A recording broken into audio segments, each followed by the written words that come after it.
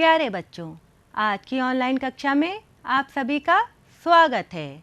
आज हम सभी सामाजिक विषय के अंतर्गत भूगोल की पाठ्यपुस्तक पृथ्वी और हमारा जीवन के पाठ 2 पृथ्वी और चंद्रमा के बारे में अध्ययन करेंगे। आज हम इसके दूसरे और अंतिम भाग के बारे में जानेंगे। बच्चों, आपको याद होगा पिछले पाठ में हमने क्या क्या जाना था। चलिए एक बार फिर से दोहरा लेते हैं। अब तक हमने क्या जाना था। चंद्रमा पृथ्वी का प्राकृतिक उपग्रह है। आपको याद होगा चंद्रमा की पृथ्वी से कितनी दूरी है। ठीक, चंद्रमा पृथ्वी से लगभग 3,84,000 किलोमीटर दूर है और चंद्रमा का व्यास पृथ्वी के व्यास का 1/4 है। हमने चंद्रमा के परिक्रमण और परिभ्रमण के बारे में भी जाना था। याद है, जब चंद्रमा पृथ्वी के चारों ओर परिक्रमा करता है तो उसे चंद्रमा का परिक्रमण कहते हैं, और जब चंद्रमा अपने अक्ष पर घूमता है तो उसे चंद्रमा का परिभ्रमण कहते हैं। हमने गुरुत्वाकर्षण बल के बारे में भी विस्तार से जाना था। जब पृथ्वी या कोई वस्तु जिसमें द्रव्यमान होता है उसमें एक बल होता है जो अन्य वस्तुओं को अपनी ओर आकर्षित करती है, उसे उसका गुरुत्वाकर्षण बल कहते हैं। और आपको याद ही होगा चंद्रमा का गुरुत्वाकर्षण बल पृथ्वी के गुरुत्वाकर्षण बल का कितना है। ठीक, चंद्रमा का गुरुत्वाकर्षण बल पृथ्वी के गुरुत्वाकर्षण बल का 6वां भाग है और इसका मान 1.62 मीटर प्रति सेकंड स्क्वायर है। हमने चंद्रमा की विभिन्न कलाओं के बारे में जाना था। आशा है कि आपने चंद्रमा की विभिन्न कलाओं का चित्र बना के चर्चा भी कर ली होगी। कृष्ण पक्ष, शुक्ल पक्ष के बारे में भी तो विस्तार से जाना था। पूर्णिमा, अमावस्या, चंद्रमास के बारे में। जब चंद्रमा थाली जैसा गोल हो जाता है तो उसे पूर्णिमा का चांद कहते हैं, और जब चंद्रमा बिल्कुल छिप सा जाता है तो उसे अमावस्या का चांद कहते हैं। आपको पता ही है पृथ्वी घूमती रहती है। पृथ्वी के घूमने के कारण चंद्रमा को एक पूर्णिमा से दूसरी पूर्णिमा तक अपनी कलाओं को पूरा करने में जितना समय लगता है उसे चंद्रमास कहते हैं। ये लगभग 29 दिन 12 घंटे 44 मिनट का होता है, और चंद्रमास पे आधारित हम लोग के कई त्यौहार भी होते हैं। हमने सिजकी पे भी चर्चा की थी। पृथ्वी, सूर्य और चंद्रमा की विशेष स्थिति को सिजकी कहते हैं, और आज हम इसके दोनों प्रकारों के बारे में विस्तार से आपको समझाएंगे। अब आज हम क्या जानेंगे इसके बारे में जानते हैं। आज हम जानेंगे पृथ्वी से अंतरिक्ष तक का सफ़र, चांद पर मनुष्य का पहला कदम, मानव निर्मित उपग्रह के बारे में। छाया, परछाई से तो आप सब परिचित ही होंगे, ये कैसे बनती हैं इनके बारे में भी हम जानेंगे। पृथ्वी, सूर्य, चंद्रमा की विशेष स्थिति सिजकी और इसके दोनों प्रकार युति व व्युति के बारे में भी हम जानेंगे। सूर्य ग्रहण और चंद्र ग्रहण के बारे में विस्तार से अपनी समझ को विकसित करेंगे। साथ ही साथ हम प्रत्येक अमावस्या को सूर्य ग्रहण नहीं होता है क्यों, और हर पूर्णिमा को चंद्र ग्रहण नहीं होता है क्यों, इसके बारे में हम विस्तार से जानेंगे। बच्चों, हम सबके मन में शुरू से ही आकाशीय पिंडों के बारे में जानने की जिज्ञासा रहती है। सूर्य, चंद्रमा, तारे आदि के बारे में सबके मन में जिज्ञासा होती ही है ना। आधुनिक विज्ञान और तकनीक ने अंतरिक्ष में झांकने और वहाँ की यात्रा करना सफल बनाया। शक्तिशाली दूरदर्शी और अंतरिक्ष यान जिसे हम लोग स्पेसक्राफ्ट भी कहते हैं, और आम बोलचाल की भाषा में रॉकेट भी कहा जाता है, के आविष्कार से बाह्य अंतरिक्ष के बारे में जानकारी मिली। आविष्कार का अर्थ तो आपको पता है, खोज। चित्र में देखिए, आपको दो तरह की दूरदर्शी दिखाई दे रहे हैं। दूरदर्शी, जिसे अंग्रेजी में टेलीस्कोप भी कहते हैं। एक दूरदर्शी ये धरती से आकाश के देखने के काम में आता है। ये देखिए, एक मनुष्य धरती से आकाश के खगोलीय नक्षत्रों को देख रहा है, और दूसरा टेलीस्कोप सुदूर अंतरिक्ष में स्थित है। ये अत्यंत शक्तिशाली है। ये वहाँ से ग्रहों के बारे में अध्ययन करके बताता है। आपको पता है, सबसे पहले पूर्व सोवियत संघ, जिसे वर्तमान में रूस कहते हैं, के नागरिक यूरी गागरिन अंतरिक्ष में यात्रा करने वाले प्रथम व्यक्ति थे। 12 अप्रैल 1961 को वोस्तोक 1 नामक अंतरिक्ष यान से इन्होंने पृथ्वी की परिक्रमा की थी। आपको पता है प्रथम भारतीय अंतरिक्ष यात्री कौन थे? भारतीय वायुसेना के पूर्व पायलट राकेश शर्मा अंतरिक्ष में यात्रा करने वाले प्रथम भारतीय थे। 2 अप्रैल 1984 को सोवियत संघ के अंतरिक्ष यान सोयूज T-11 से इन्होंने अंतरिक्ष की यात्रा की।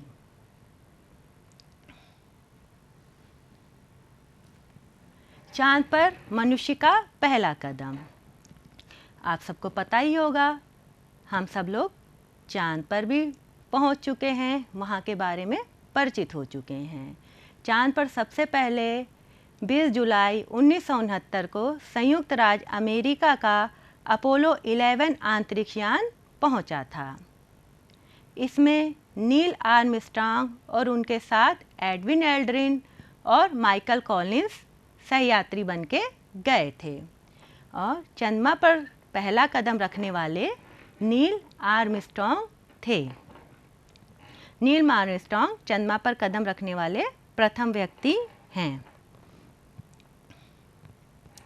बच्चों, आपको पता ही है कि चंद्रमा पृथ्वी का प्राकृतिक उपग्रह है। हम लोगों ने पिछले भाग में चर्चा भी की थी कि पृथ्वी के कुछ कृत्रिम उपग्रह भी हैं जो मानव निर्मित हैं। मनुष्य द्वारा निर्मित वह उपग्रह जो विभिन्न महत्वपूर्ण उद्देश्यों को लेकर पृथ्वी की परिक्रमा कर रहे हैं, उन्हें मानव निर्मित उपग्रह या कृत्रिम उपग्रह कहते हैं। कुछ का कार्य संचार का होता है, कुछ मौसम के बारे में जानकारी देते हैं, और कुछ शैक्षणिक उपग्रह हैं। भारत द्वारा विकसित मुख्य उपग्रह आर्यभट्ट, एडुसैट आदि हैं। इनका चित्र हम लोग देखते हैं। ये देखिए, भारत का प्रथम मानव निर्मित उपग्रह आर्यभट्ट। आर्यभट्ट का कार्य सूर्य से निकलने वाली किरणों की गणना करना है। आपको पता है एडुसैट भारत का पहला शैक्षणिक उपग्रह है। इसका कार्य पाठशाला से लेकर उच्च शिक्षा तक दूरस्थ शिक्षा का कार्य करना है। एडुसैट की मदद से ही हम शैक्षणिक सामग्री को पूरे देश में प्रेषण कर सकते हैं। एडुसैट को हम जीसैट 3 के नाम से भी जानते हैं। ये पहला शैक्षणिक उपग्रह है। अब हम लोग देखते हैं अंतरिक्ष यान अर्थात स्पेसक्राफ्ट कैसे कार्य करता है। इसका कार्य होता है अन्य ग्रहों या अंतरिक्ष में जाना, और ये अपने साथ अंतरिक्ष यात्रियों और उपग्रहों को लेकर जाता है। अब ध्यान से स्क्रीन पर देखिएगा, ये कैसे उड़ान भरता है।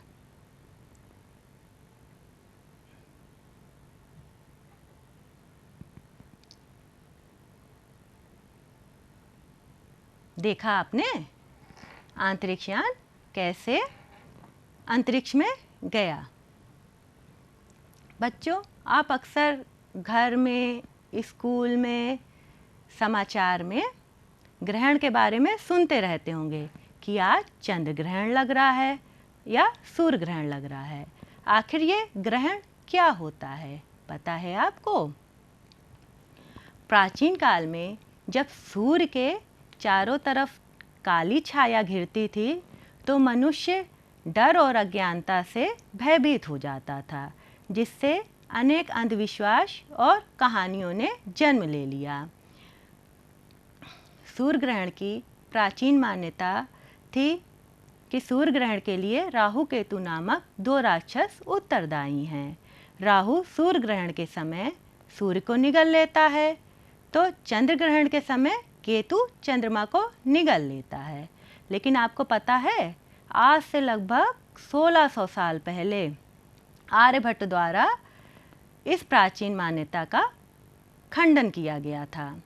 महान भारतीय खगोल शास्त्री आर्यभट्ट द्वारा लगभग 1600 वर्ष पहले प्राचीन मान्यता का खंडन किया गया। आर्यभट्ट के अनुसार ग्रहण की वैज्ञानिक व्याख्या क्या है उसको समझते हैं। सूर्य ग्रहण पृथ्वी पर चंद्रमा की छाया पड़ने के कारण होता है और चंद्र ग्रहण चंद्रमा पर पृथ्वी की छाया पड़ने के कारण होता है। छाया परछाई से तो आप सब परिचित ही होंगे। अक्सर आप लोग बनाते भी होंगे छाया, बल्ब की रोशनी में या सूर्य की रोशनी में। जब हम सूर्य के प्रकाश में खड़े होते हैं तो विपरीत दिशा में पृथ्वी पर एक हमारी धुंधली काली सी छाया बनती है। छाया वस्तु की आकृति के जैसे बनती है। गति के अनुसार उसका स्थान बदलता रहता है। छाया सदैव अपारदर्शी वस्तुओं की बनती है। अपारदर्शी वस्तुओं आपको पता ही होगा, जिन वस्तुओं के आर पार प्रकाश नहीं जा सकता है उन्हें अपारदर्शी वस्तुएं कहते हैं, और जिन वस्तुओं के आर पार प्रकाश चले जाता है उन्हें पारदर्शी वस्तुएं कहते हैं। अपारदर्शी वस्तुएं प्रकाश के मार्ग को रोक देती हैं। जब प्रकाश की किरणें आती हैं तो वो अपने पार उनको नहीं जाने देती हैं और यहीं से रोक लेती हैं, जिससे विपरीत दिशा में उनकी छाया बनती है। आपने अक्सर छाया की आकृति बनाई होगी ना दीवारों पर, कभी इस तरह से कभी इस तरह से खेला है ना खेल।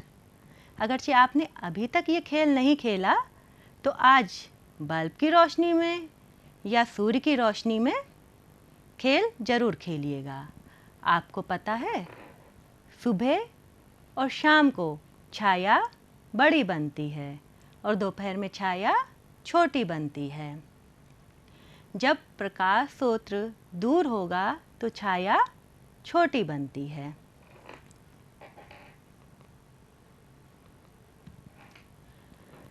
अब हम लोग सिजकी के बारे में विस्तार से जानेंगे। जब सूर्य, पृथ्वी और चंद्रमा एक सीधी रेखा में होते हैं तो यह स्थिति सिजकी कहलाती है। सिजकी 2 प्रकार की होती है, युति और व्युति। अब इसको हम लोग एक TLM के माध्यम से समझते हैं। इसको देखिए, इसमें हमने पटरी से 2 पटरियों को कील के माध्यम से जोड़ दिया है, जिससे कील से जोड़ने के कारण ये चारों तरफ घूम ले रही हैं। अब आप देखिए, जो नारंगी रंग की गेंद बनी है सबसे बड़ी, ये क्या हुआ? ठीक, ये सूरज है। और जो ये नीली नीली गेंद है ये क्या है? बहुत सही, ये हमारी पृथ्वी है। और सफ़ेद रंग का हमारा चंद्रमा है। अब ये जब तीनों सीधी रेखा में होते हैं तो ये अवस्था क्या कहलाती है? ये सिजकी कहलाती है।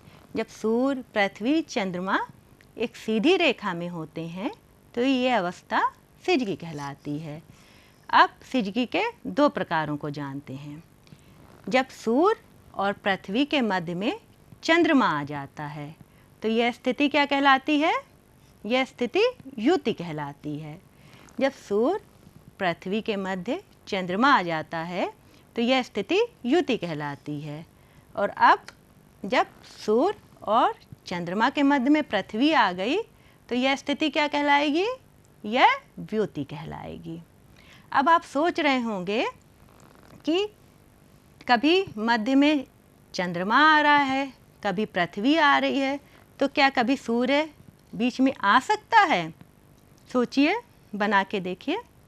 सूर्य कभी भी इन दोनों के, पृथ्वी और चंद्रमा के बीच में नहीं आ सकता। इसका कारण ये भी है कि पृथ्वी और सूर्य की बहुत अधिक दूरी है और पृथ्वी सूर्य की परिक्रमा करती है, और जबकि चंद्रमा किसकी परिक्रमा करता है? चंद्रमा पृथ्वी की परिक्रमा करता है। तो इस कारण से इन दोनों के मध्य में सूर्य कभी भी नहीं आ सकता है।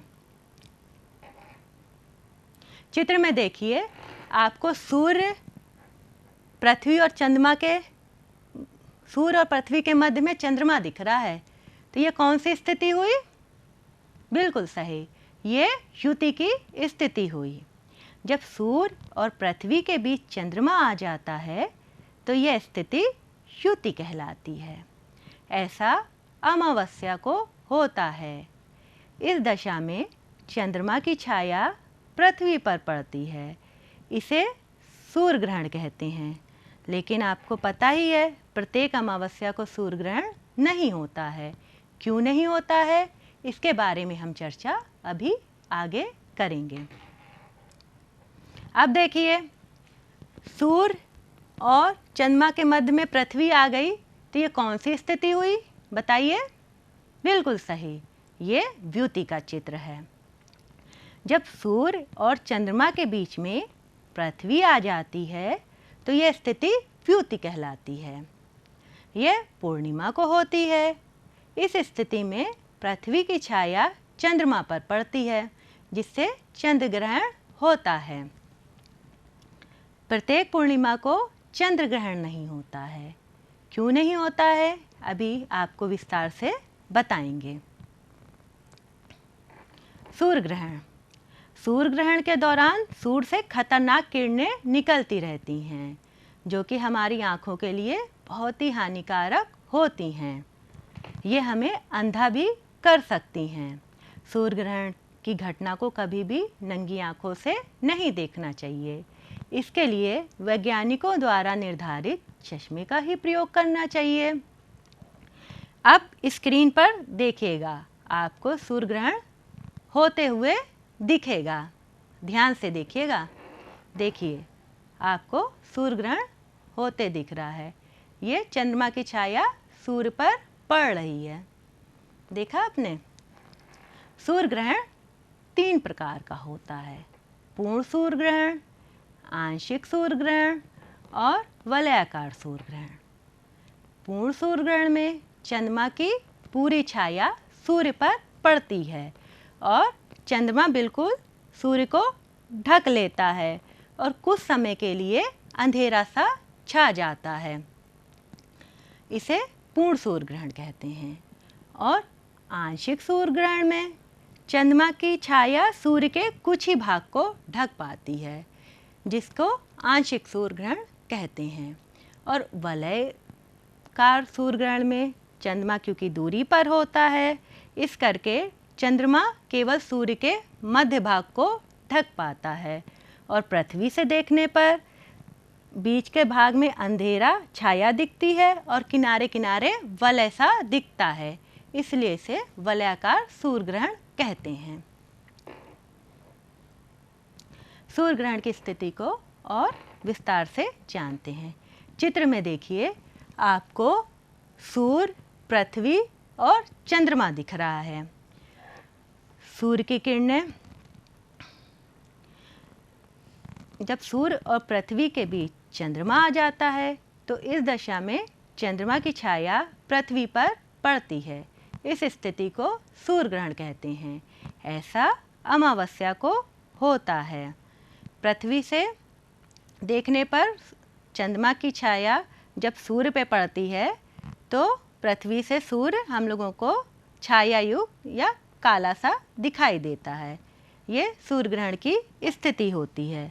पहले मनुष्य इसी को देखकर भयभीत हो जाता था, उनको सच्चाई का कारण नहीं पता था। चंद्र ग्रहण की स्थिति। अब चंद्र ग्रहण की स्थिति को समझते हैं। जब सूर्य और चंद्रमा के मध्य पृथ्वी आ जाती है तब चंद्र ग्रहण होता है। इस स्थिति में पृथ्वी की छाया चंद्रमा पर पड़ती है। इस स्थिति को चंद्र ग्रहण कहते हैं। चंद्र ग्रहण भी 3 तरीके का होता है, पूर्ण चंद्र ग्रहण, आंशिक चंद्र ग्रहण तथा उपछाया चंद्र ग्रहण। पूर्ण चंद्र ग्रहण में पृथ्वी की पूरी छाया चंद्रमा पर पड़ती है। आपको पता ही है, चंद्रमा सूर्य के प्रकाश से प्रकाशित होता है। जब पृथ्वी मध्य में आ जाती है तो सूर्य का प्रकाश चंद्रमा पर नहीं जा पाता है, और इस कारण जब पृथ्वी पूरे चांद को ढक लेती है तो कुछ समय बाद चांद नारंगी या लाल रंग का दिखता है और इसमें उसके धब्बे स्पष्ट रूप से देखे जा सकते हैं। ये पूर्ण चंद्र ग्रहण की स्थिति होती है। आंशिक चंद्र ग्रहण में पृथ्वी की छाया चंद्रमा के कुछ ही भाग पर पड़ती है। इससे चंद्रमा का कुछ ही भाग ग्रहण युक्त दिखाई देता है। और उपछाया चंद्र ग्रहण में पृथ्वी की उपछाया अर्थात बाहरी छाया चंद्रमा पर पड़ती है, जो उपछाया चंद्र ग्रहण कहलाता है। ये कुछ ही समय के लिए होता है। अब हम जानते हैं कि प्रत्येक अमावस्या को सूर्य ग्रहण नहीं होता है। ऐसा क्यों? और हर पूर्णिमा को चंद्र ग्रहण नहीं होता है, आखिर क्यों? आपको पता है, पृथ्वी अपने अक्ष पर 23 सही 1/2 अंश झुकी हुई है। चंद्रमा का कक्षातल पृथ्वी के कक्षातल से लगभग 5 अंश का कोण बनाता है। इस कारण पृथ्वी के चारों ओर परिक्रमा करते समय चंद्रमा 28 सही 1/2 अंश उत्तरी अक्षांश से लेकर 28 सही 1/2 दक्षिणी अक्षांश के मध्य दिखाई देता है। इस कारण हर अमावस्या को चंद्रमा की छाया पृथ्वी पर नहीं पड़ती है, अतः हर अमावस्या को सूर्य ग्रहण नहीं होता है। इसी प्रकार हर पूर्णिमा को पृथ्वी की छाया चंद्रमा पर नहीं पड़ती है, अतः हर पूर्णिमा को चंद्र ग्रहण नहीं होता है। आज के लिए इतना ही। अब हमने क्या क्या जाना था, आज हम इसको फिर से एक बार दोहरा लेते हैं। आज हमने जाना पृथ्वी से अंतरिक्ष तक का सफ़र। प्रथम अंतरिक्ष यात्री कौन थे? बिल्कुल सही, प्रथम अंतरिक्ष यात्री यूरी गागरिन थे। और प्रथम भारतीय अंतरिक्ष यात्री राकेश शर्मा। चांद पर मनुष्य का पहला कदम। चांद पर सबसे पहले नील आर्मस्ट्रॉन्ग गए थे। ये 20 जुलाई सन 1969 को चंद्रमा पर पहुँचे थे। मानव निर्मित उपग्रह के बारे में जाना, आर्यभट्ट और एडुसेट के बारे में जाना। एडुसेट एक शैक्षणिक उपग्रह है। छाया परछाई कैसे बनती है, इसके बारे में भी हमने विस्तार से जाना। सूर्य, चंद्रमा और पृथ्वी की विशेष स्थिति सिजगी और इसके दोनों प्रकारों के बारे में भी जाना। सूर्य ग्रहण और चंद्र ग्रहण के बारे में विस्तार से जाना। प्रत्येक अमावस्या को सूर्य ग्रहण नहीं होता है, आखिर क्यों, हमने ये जाना। साथ ही साथ हर पूर्णिमा को चंद्र ग्रहण नहीं होता है, क्यों, ये भी हमने विस्तार से जाना। अब आपकी समझ को परखने के लिए हम आपसे 2 प्रश्न पूछेंगे। आपको इसके सही विकल्प दिखाई दे रहे होंगे। ये प्रश्न देखिए आपके स्क्रीन पर आ रहा है। ग्रहण की वर्तमान वैज्ञानिक मान्यता किसने दी थी? विकल्प हैं Rakesh Sharma, Neil Armstrong, Aryabhata, Yuri Gagarin. सही उत्तर बताइए। बिल्कुल सही, आर्यभट्ट। लेकिन अब हम अपना उत्तर जांचते हैं। आपको पता है, गलत उत्तर अपने आप ही गायब हो जाएंगे और सही उत्तर स्क्रीन पर दिखेगा।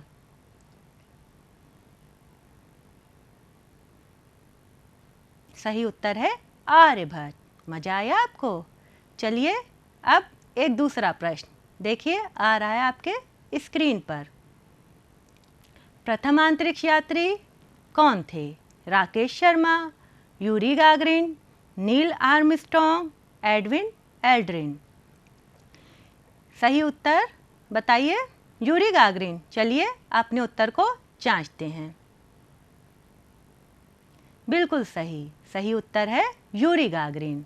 ये प्रथम अंतरिक्ष यात्री थे। लेकिन प्रथम भारतीय अंतरिक्ष यात्री कौन है? अभी हमने आपको पाठ में बताया ही था। बिल्कुल सही, प्रथम अंतरिक्ष यात्री राकेश शर्मा। अब अपनी अभ्यास पुस्तिका निकाल लीजिए। आपको इसमें सही जोड़े बनाने हैं। आपको समूह का और समूह खा दिखाई दे रहा होगा। समूह का में प्रथम अंतरिक्ष यात्री, युति, प्रथम भारतीय अंतरिक्ष यात्री, व्युति और चंद्रमा पर पहला कदम रखने वाले व्यक्ति ये दिख रहा है। और समूह खा में राकेश शर्मा, पूर्णिमा, यूरी गागरिन, नील आर्मस्ट्रॉन्ग और अमावस्या दिख रहा है। आपको समूह का समूह खा से सही जोड़ा मिलाना है। देखिए इस तरीके से जैसे हमने मिलाया है। प्रथम अंतरिक्ष यात्री किससे मिला? यूरी गागरिन से। वैसे ही आपको बाकी सबका जोड़ा बनाना है। स्वयं करें। आपको नीचे कुछ शब्द दिख रहे हैं। इनकी सहायता से आपको रिक्त स्थान की पूर्ति करनी है। आपको सभी विकल्प नीचे दिख रहे हैं। चलिए करते हैं। रात के आकाश में सर्वाधिक चमकीला आकाशीय पिंड है, कौन सा है? चंद्रमा। बिल्कुल सही। चंद्रमा का व्यास पृथ्वी के व्यास का कितना है? 1/4। बिल्कुल सही। चंद्रमा पर पहुंचने वाले व्यक्ति थे, विकल्प से देख के बताइए। Neil Armstrong. बिल्कुल सही। सूर्य ग्रहण के समय की छाया पर पड़ती है। सूर्य ग्रहण के समय चंद्रमा की छाया पृथ्वी पर पड़ती है। बिल्कुल सही। अंतरिक्ष की यात्रा करने वाले प्रथम भारतीय हैं कौन? राकेश शर्मा। बिल्कुल सही, बहुत बढ़िया। अब हम लोग एक प्रोजेक्ट कार्य करते हैं। जिस तरह अभी आपको हमने एक मॉडल बना के दिखाया था, 2 पटरियों को कील से जोड़ के उस पर 3 अलग अलग आकार के गेंद लगाए थे। उसी प्रकार से आपको अपने घर में उपलब्ध बेकार वस्तुओं से सिज की घटना का मॉडल बनाना है, जो युति तथा व्युति की स्थिति को सरलता से दिखा सके। और साथ ही साथ इससे आप और क्या कर सकते हैं? इससे आप सूर्य ग्रहण और चंद्र ग्रहण की स्थितियों के बारे में भी बता सकते हैं। बच्चों, आज का पाठ आपको रोचकता से समझ आया होगा। मज़ा आया आज आपको? आज तक के लिए इतना ही। अगले पाठ में हम कुछ और नई जानकारियों के साथ मिलेंगे। तब तक के लिए आप सबसे विदा लेते हैं। अगले पाठ में फिर मिलेंगे। तब तक के लिए आपको शुभाशीष और धन्यवाद। खूब मन लगा के आप पढ़िएगा। आप सबका धन्यवाद।